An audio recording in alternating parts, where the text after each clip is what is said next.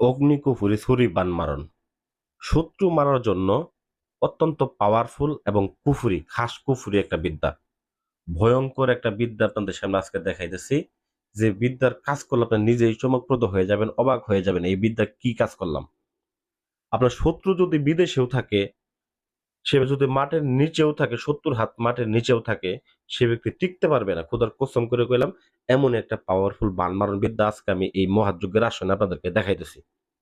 ইউটিউবে যত সকল ভিডিও আপনারা দেখছেন, আশা করি এরকম ধরনের ভিডিও, বান মারার ভিডিও আপনারা এর আগে কখনো আমি মনে করি দেখেন নাই। যদি দেখেও থাকেন, এই বিদ্যার মতো পাওয়ারফুল বিদ্যা আপনি মূলত এর আগে কাজ করেন নাই বা এরকম ধরনের বিদ্যা আপনি দেখেন নাই। তো কিভাবে এই বিদ্যার কাজ করবেন, কিভাবে এই বিদ্যা প্রয়োগ করবেন, দূর থেকে বা কাছে থেকে শত্রুকে একেবারে নিধন করবেন। অনেক ভাইয়েরা বা বোনেরা আছেন যাতে করে অন্যান্য গোপনীয়তা বজায় রাখার মাধ্যমে যাতে করে শত্রুকে কাত করা যায়, শত্রুকে শেষ করা যায় সেই একটা উপায় খুঁজেন। কিন্তু প্রকৃত অর্থে দেখা গেছে যে আপনি সেই কাজ তো করতেই পারেন না, বরং আরো বিভিন্ন ভোগান্তির সম্মুখীন হন। ভাই আসলেই আসল নকল আপনাকে চিনতে হবে। কারণ YouTube এর মধ্যে দেখা গেছে যে প্রথমত আসলে যে আপনার আসল কবিরাজ আপনার সামনে পড়বে এমনটা না। প্রথমত দেখবেন যে বিভিন্ন ছবি-টবি দিয়ে বিভিন্ন অঙ্গভঙ্গি করে আরেকজনের ভিডিও চুরিচামারি করে আপনাকে দেখায় দিবে, পাগল হয়ে যাবেন। তো অরিজিনাল ভয়েস দিয়ে ওনাকে ভিডিও দেয় না। ভয়েস মোটা করে দেওয়া। তারপর দেখবেন আসল অরিজিনাল আসনটা পর্যন্ত না দেখানো। তো আমরা শ্মশান ঘাটে আসছি অমাবস্যার রাতে কাজ করার জন্য। এই কাজটা করার ফাঁকে দেখেন যে নকশাটা দেখাইলাম, এই নকশাতে আমি বান্নার কাজটা করব। নকশাটাকে স্ক্রিনশট দিয়ে রাইখে দিবেন। এটার মাধ্যমে আপনি শত্রুকে শেষ করতে পারবেন।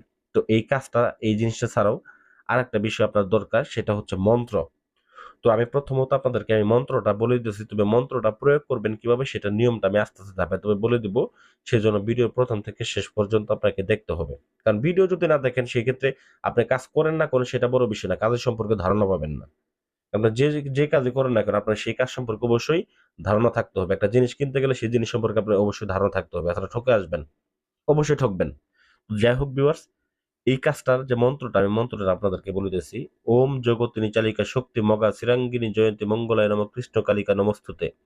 ওম মাতারা অমুকং, এই অমুকং এর জায়গায় যে ব্যক্তিকে আপনি বানটা মারবেন তার নামটা বলে দিবেন। তো এইখানে আমি আজকে আফজাল নামে একটা লোকের কাজ করতেছি। ওম মাতারা আফজাল দমনাং চালানিকা শক্তি মগা চিরাঙ্গিনী মহাদেবায় নমস্তুতে।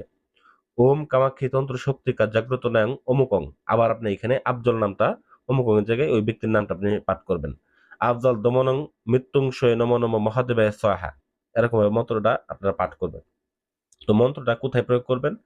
আপনাকে কবর মাটি এবং শ্মশান মাটি সংগ্রহ করতে হবে। যদি পারেন তার পায়ের নিচে, শত্রুর পায়ের নিচ থেকে মাটি সংগ্রহ করতে পারেন সেক্ষেত্রে ভালো। আর যদি না পারেন সেক্ষেত্রে শ্মশান থেকে এবং মাটি কবরস্থান থেকে মাটি সংগ্রহ করে পুতুল বানাবেন। পুতুল বানায়ে কাফনের কাপড়ের উপরে এই নকশাটাকে অঙ্কন করবেন। স্ক্রিনে যে নকশাটা আপনারা দেখতে পাইতেছেন এই নকশাটাকে অঙ্কন করবেন। এই নকশাটাকে অঙ্কন করে তারপরে এটাকে লাল সুতো দ্বারা পেঁচিয়ে ওই পুতুলটার মধ্যে আপনারা ঢুকায় দিবেন। শ্মশান থেকে এবং কি কবরস্থান থেকে যে মাটি আনছেন ওইটা দিয়ে একটা পুতুল বানাবেন। ওই পুতুলের মধ্যে এটাকে ঢুকায় দিবেন। তো ঢুকায় দেওয়ার পরে এই মন্ত্রটাকে পাঠ করবেন এবং আপনারা সেটার ভিতরে ছুরির আঘাত করবেন। এই মন্ত্রটা পাঠ করতে থাকবেন এবং ২১ বার ছুরির আঘাত করবেন। ২১ বার মন্ত্রটা পাঠ করতে হবে এবং ২১ টা ছুরির আঘাত করতে হবে। করার পরে ভিউয়ার্স আবার আপনার পরবর্তীকালে সাদা কাপড় দিয়ে বা কাফনের কাপড় দিয়ে ওই পুতুলটাকে ভালোভাবে পেঁচায় নিতে হবে। পেঁচায় নিয়ে আবার ৩ বার মন্ত্রটা পাঠ করবেন। এরকম ভাবে ওম জগতিনী চালিকা শক্তি মগা চিরাঙ্গিনী জয়ন্তী মঙ্গলায় নমঃ কৃষ্ণ কালিকা নমস্তুতে। ওম মাতারা অমুকং আফজাল দমনাং চালনিকা শক্তি মগা চিরাঙ্গিনী মহাদেবায় নমস্তুতে। ওম কামাক্ষী তন্ত্র শক্তিকা জাগ্রত নায়ং আফজাল দমনায়ং মৃত্যুঞ্জয় নমঃ নমঃ মহাদেবায় স্বাহা।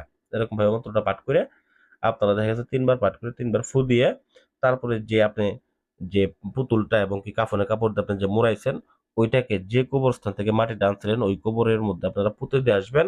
কবরের ঠিক উপরের জায়গায় আপনারা পুঁতে দিবেন। শত্রু ২৪ ঘন্টা টিকতে পারবে না। খোদার কসম করে বলে গেলাম আজকে। শত্রু পৃথিবীর যে প্রান্তে থাকুক ২৪ ঘন্টার মধ্যে মারা যাবে। তো আশা করি ভিডিও ভালো লাগবে। ভিডিও ভালো লাগলে চ্যানেলটাকে সাবস্ক্রাইব করবেন, ভিডিও লাইক করবেন, ভিডিও শেয়ার করতে ভুলে যাবেন না। তো শত্রু যদি যত বড় শক্তিশালী হোক, শরীর বন্ধই থাকুক, এই বিদ্যা যদি প্রয়োগ করেন আপনারা 100% ফলাফল পাবেন। এই বিদ্যার কাজ করতে চাইলে অনুমতি নিবেন আমার স্ক্রিনে দেওয়া নাম্বারে যোগাযোগ করে, অথবা যারা একেবারে অপারগ আমাদের সাথে যোগাযোগ করবেন, আমরা ইনশাআল্লাহ করে দিব। তো ভালো থাকবেন, সুস্থ থাকবেন। আসসালামু আলাইকুম ওয়া রাহমাতুল্লাহি ওয়া বারাকাতুহু।